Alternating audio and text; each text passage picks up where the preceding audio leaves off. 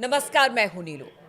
तो जिस तरह से हमने आपको पहले ही बताया था कि बहुत जल्द नेतन्याहू जो है वो अमेरिका के दौरे पर जाने वाले हैं और अब नेतन्याहू अमेरिका के दौरे पर पहुंच गए हैं। और अब इस बीच ये तय माना जा रहा है कि ईरान और अमेरिका के बीच अब युद्ध की आशंका और ज्यादा प्रबल हो गई है।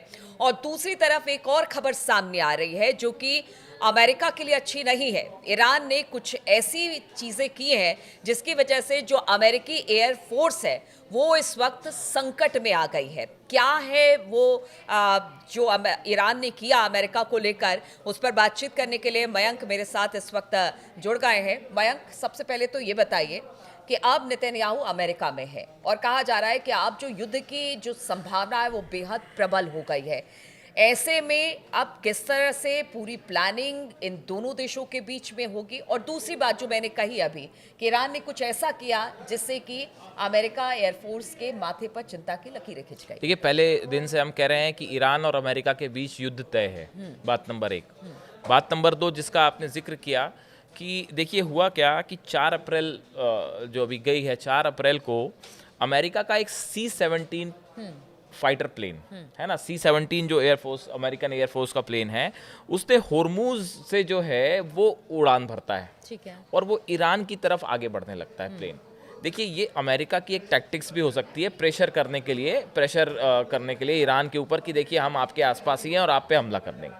अब अमेरिका का ये प्लेन बढ़ता है ईरान की सीमा की तरफ, लेकिन इसने उड़ान भरी थी अल उबैद बेस से उड़ान भरी।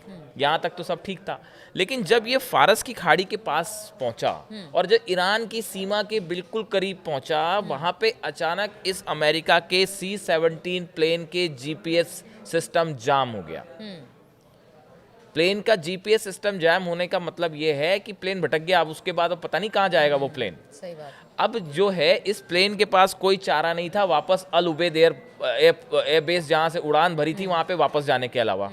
तो ईरान की सीमा के अंदर जाके कुछ करना और वहाँ पे काफ़ी देर तक मंडराना तो दूर की बात है, फौरन अमेरिका के इस फाइटर प्लेन को वापस अल उबैद एयर बेस आना पड़ा। अब बड़ी साधारण सी बात है, इसमें कुछ कहने की ज़रूरत नहीं है। इंटरनेशनल मीडिया में ऑलरेडी ये स्पेकुलेशंस हैं कि भाई ये ईरान के जो जैमर्स थे ये पहले से अलर्ट मोड पे थे। जब आप पिछले 1 महीने से धमकी दे रहे हो कि हम आपके ऊपर B-2 से हमला कर देंगे और आपके ऊपर जो है वो स्ट्राइक हो जाएगी, तो ईरान ने भी अपनी तैयारी कर रखी है।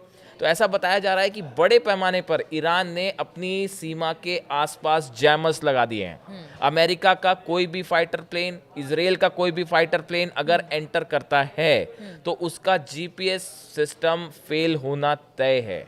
और ऐसे में ईरान पर बम्बार्डमेंट करना एक बड़ी चुनौती हो गई है अब अमेरिका के लिए और इजराइल के लिए। बात नंबर 2, ये जो जीपीएस सिस्टम फेल हुए, ये जीपीएस सिस्टम सिर्फ इस एयरक्राफ्ट का फेल नहीं हुआ। ऐसा बताया जा रहा है कि फारस की खाड़ी के आसपास जो अमेरिका के जहाज थे और जो ब्रिटेन के जहाज हैं, ऐसे करीब 50 से 60 जहाजों में ये बात नोट की गई कि इन जहाजों का भी जीपीएस गड़बड़ा गया। ये अपने आप में ईरान की तरफ से, जैसा चर्चाएं हैं कि ईरान की तरफ से ये किया गया, तो ये ईरान के लिए एक टेक्निकल वॉरफेयर में बहुत बड़ी कामयाबी है ये।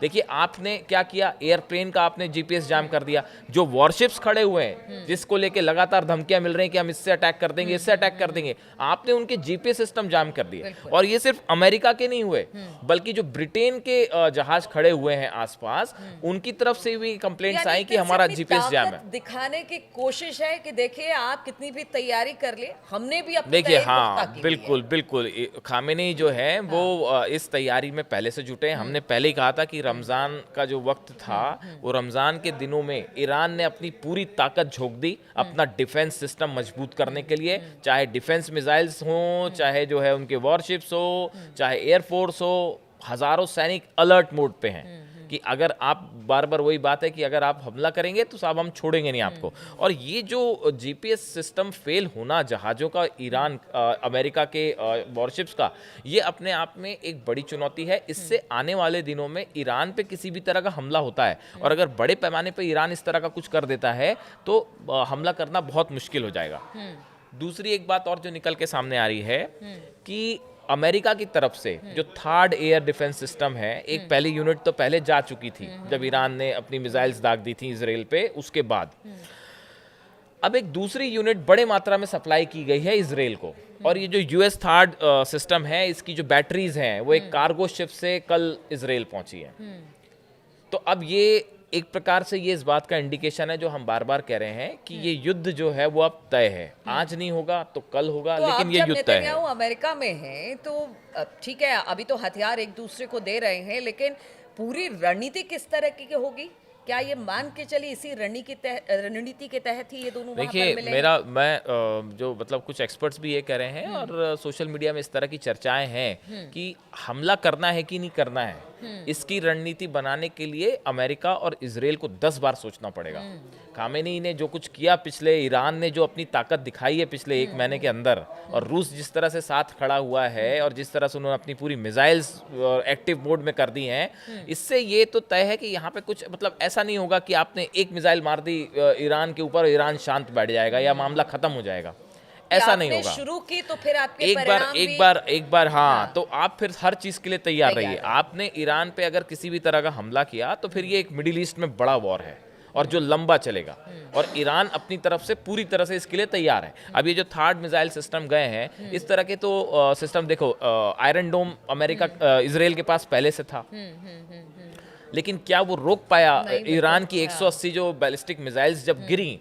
तो ये डिफेंस सिस्टम की भी अपनी एक लिमिट होती है। हालांकि थर्ड इसके मुकाबले ज़्यादा मजबूत सिस्टम माना जाता है, थर्ड से मिसाइल्स ट्रैक करना ज़्यादा आसान होता है, लेकिन ईरान के पास जैसा बताया जा रहा है कि कई ऐसी मिसाइल्स हैं ऑलरेडी, हाइपरसोनिक मिसाइल्स हैं, सुपरसोनिक मिसाइल्स हैं, जिसको इस तरह से रोकना जो है बड़ा मुश्किल होगा। तो देखिए, एक तरफ ईरान अपनी पूरी तैयारी कर चुका है, अपने को डिफेंस शील्ड करने की पूरी तैयारी कर चुका है, जो जीपीएस जैम किए गए इसी का सिम्टम था। और देखिए, इसी तरह से अमेरिका और इजराइल भी धीरे धीरे एक वॉर की तरफ मामला आगे बढ़ रहा है। अब अमेरिका के दौरे पे है नेतन्याहू, वहां क्या तय होता है ये अगले 24 घंटे में सामने आ जाएगा। उसके बाद ये बात सामने आएगी कि ईरान को लेकर क्या अगला युद्ध होने वाला है या बातचीत से बात आगे बढ़ाने की कोशिश होगी। बिल्कुल, और लगातार हम ये बात कहते रहे हैं कि क्या जो मिडिल ईस्ट का ये युद्ध है या जो तनाव है वो बातचीत से सुलझेगा या फिर युद्ध की संभावना जो बनती हुई दिखाई दे रही है वो आगे बढ़ेगी। लगातार इस खबर पर हमारी नजर बनी रहेगी, दर्शकों से हम राय भी जानेंगे और साथ ही साथ ये भी कि लगातार किस तरह से आप हमारे इस कार्यक्रम को देखते हैं उस पर भी अपना ओपिनियन जरूर दीजिए। बने रहिए हमारे साथ।